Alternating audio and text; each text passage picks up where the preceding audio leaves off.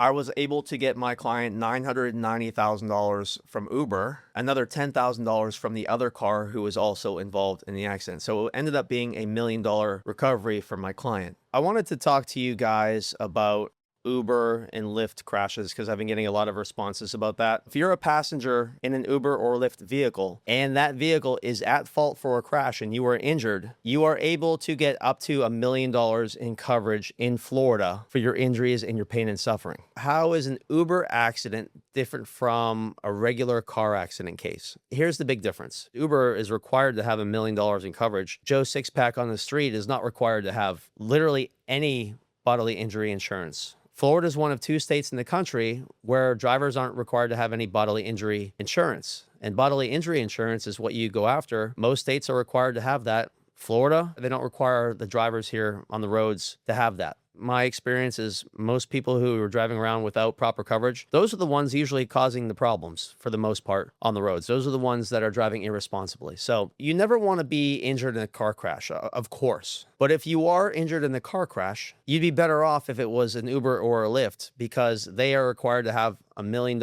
in insurance coverage. Mandatory under Florida law that you can pursue. Just know that Uber doesn't want to hand this money over willingly. Your case has to be worth it. If it's a little fender bender and you weren't injured, you're not going to get $1 million out of that case, right? It's only the cases where you have real injuries. There's $1 million, up to $1 million in coverage that we can pursue for you. If there were 20 people involved in the accident, there's still only $1 million total. When you have multiple parties, people are fighting over that $1 million.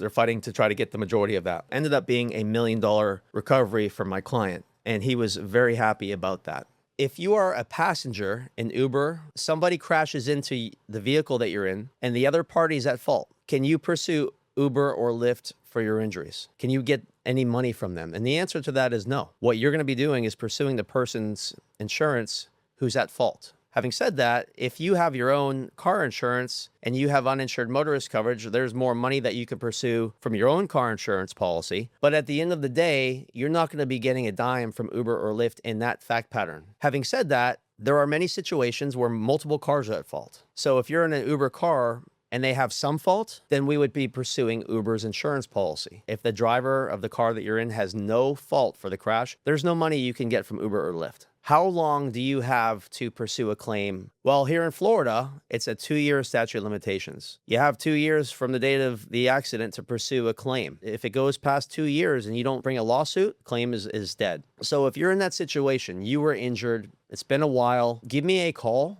We can sit down, we can look at your case, we can tell you if you have a valid claim, we can help you, and I look forward to talking to you.